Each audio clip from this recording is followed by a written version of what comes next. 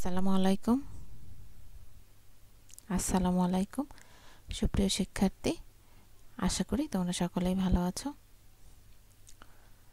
সরকারি নাজির আক্তার কলেজ সোনাতলা বগুড়া কর্তৃক আয়োজিত অনলাইন ক্লাসে তোমাদের সকলকে স্বাগত জানাচ্ছি।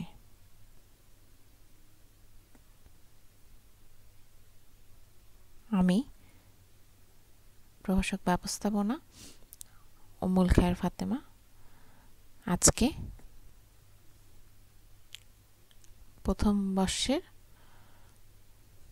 ব্যবসায় সংগঠন ও ব্যবস্থাপনা প্রথম পত্রের প্রথম অধ্যায় থেকে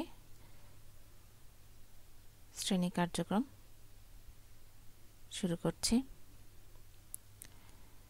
শ্রেণী কার্যক্রম শুরু করার আগে আমরা গত ক্লাসে আলোচনা করেছিলাম, সেই বিষয়ের পরবর্তী অংশটি আজকে আলোচনা করব। আমরা একটি ছবি দেখতে পাচ্ছি। ছবি দেখে কি মনে হচ্ছে? তোমরা কিছু ছবিটা দেখে ভাবছো নিশ্চয়। ছবিটা আমাদের আজকের আলোচনার সাথে সম্পর্কিত। এখানে দেখা যাচ্ছে কয়েকজন মানুষের ছবি। একজন বলছে তার জবের দরকার, আর বাকি যারা আছে তারা কি করবে।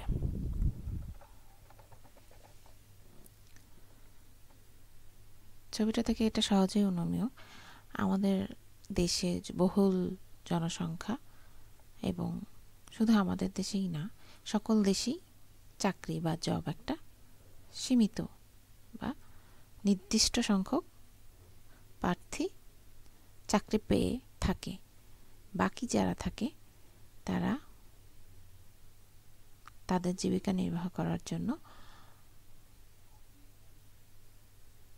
বিজনেস বা ব্যবসা করে থাকে, সেটা ছোট বড় বিভিন্ন আঙ্গিকে হতে পারে।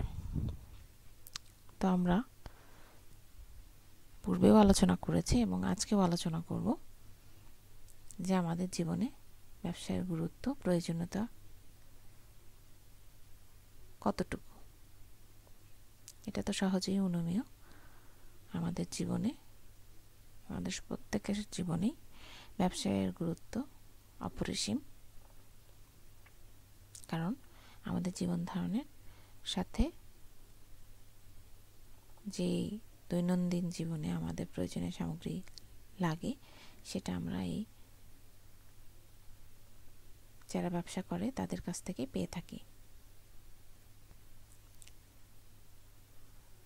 ছবিটা দেখে তোমরা সহজেই বুঝেই ফেলেছ আজকের আমাদের আলোচনার বিষয়বস্তু ব্যবসার গুরুত্ব ও প্রয়োজনীয়তা। এটি সম্পর্কে আমি সামান্য আলোচনা করেছিলাম পূর্বের ক্লাসে। আজকে আমরা বিস্তারিত আলোচনায় যাব। ব্যবসায়ের গুরুত্ব ও প্রয়োজনীয়তা, অর্থনৈতিক গুরুত্ব ও সামাজিক গুরুত্ব, এই দুই ধরনের গুরুত্ব আমরা জেনেছি। অর্থনৈতিক গুরুত্বের মধ্যে রয়েছে সম্পদের উপযুক্ত ব্যবহার, অর্থাৎ আমাদের দেশে যে সম্পদ রয়েছে সেটা কার্যকর ব্যবহারের মাধ্যমেই জাতীয় উন্নয়ন নির্ভরশীল। সকল দেশ কি করে? তাদের সীমিত সম্পদের কার্যকর ব্যবহার নিশ্চিত করার মাধ্যমেই তাদের অর্থনৈতিক উন্নয়ন সম্ভবপর করে থাকে এবং উন্নয়নকে ত্বরান্বিত করে।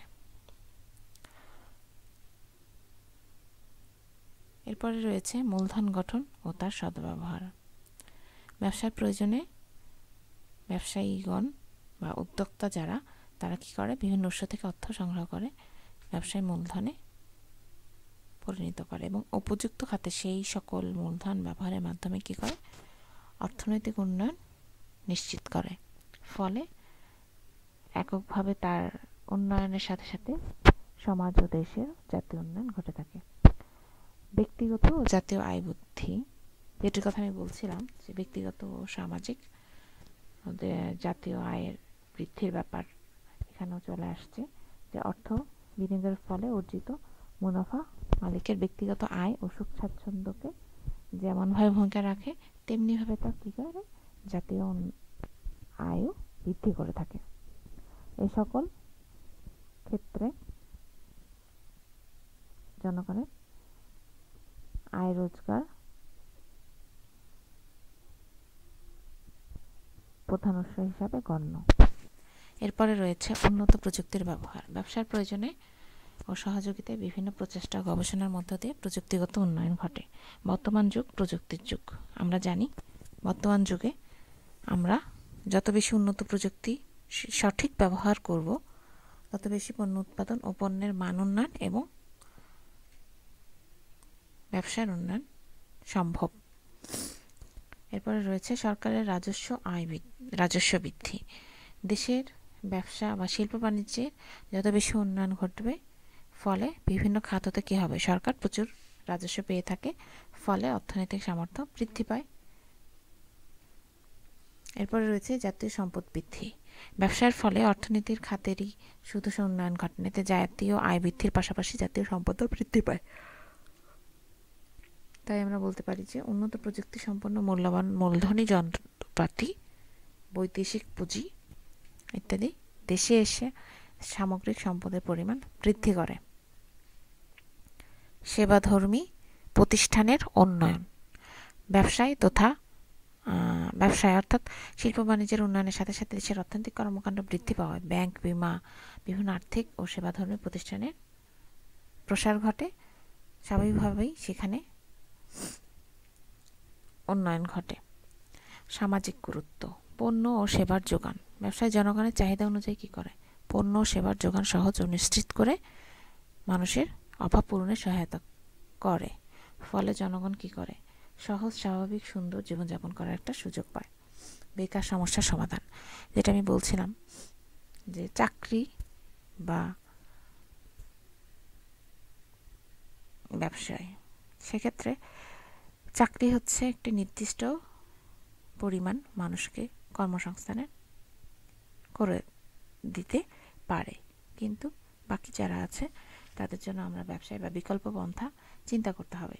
সেজন্য শিল্প বাণিজ্য প্রসারের সাথে সাথে দেশে মানুষের কর্মসংস্থানের ব্যাপক সুযোগ ঘটে থাকে, এতে বেকার সমস্যার সমাধান হয়ে থাকে। শিল্প সংস্কৃতি ও শিক্ষার বিকাশে সহায়তা। ব্যবসার প্রয়োজনে কি হয়, দেশে বিভিন্ন ধরনের শিল্প স্থাপত্যের বিকাশ ঘটে, ফলে ব্যবসায়ীদের প্রত্যক্ষ পরোক্ষ সহযোগিতায় দেশের শিক্ষা ও সংস্কৃতির মান উন্নত হয়। ফলে স্বাভাবিকভাবেই এই সকল ক্ষেত্র উন্নয়ন সম্ভবপর হয়ে থাকে। বর্তমানে আমাদের বড় বড় ব্যবসায়ী প্রতিষ্ঠানগুলো বিভিন্ন সামাজিক সুবিধা দিয়ে যাচ্ছে। শিক্ষার ক্ষেত্রে বিভিন্ন ধরনের বৃত্তিমূলক প্রজেক্ট বা সহায়তা আছে। দারিদ্র শিক্ষার্থীদের জন্য শিক্ষার বিকাশে যা অত্যন্ত প্রভাব ফেলছে। তোমরা জেনে থাকবে ডাচ বাংলা ব্যাংক বা বিভিন্ন ধরনের ব্যবসায়ী প্রতিষ্ঠানগুলো যেগুলো আছে, বিভিন্ন ধরনের ব্যাংক বা হসপিটাল, বড় বড় প্রতিষ্ঠান, তারা আর্থিক সাহায্য দিয়ে থাকে শিক্ষার্থীদের। এরপর রয়েছে সম্পর্কের উন্নয়ন। ব্যবসা বাণিজ্যের ফলে দেশের ভিতর ও বাহিরে মানুষের মধ্যে সুসম্পর্ক গড়ে ওঠে। ফলে কি হয়, একে অপরের সংস্পর্শে এসে তাদের পারস্পরিক মনোভাবে লেনদেন ঘটে, জ্ঞানের ক্ষেত্র প্রসারিত হয়। তাই আমরা বলতে পারি যে ব্যবসায় বা শিল্প বাণিজ্যে বর্তমানকালে এতটাই গুরুত্বপূর্ণ যে তা মানব জীবনের সকল ক্ষেত্রেই বিশেষ ইতিবাচক প্রভাব রাখে, যে কারণে বর্তমানে শিল্প বাণিজ্যের অগ্রগতিকে জাতীয় উন্নয়নের প্রধান সূচক হিসেবে গণ্য করা হচ্ছে। সুপ্রিয় শিক্ষার্থী, আশা করি আজকের আলোচনাটি তোমাদের ভালো লাগবে এবং তোমাদের পাঠ সহায়ক হবে। তোমরা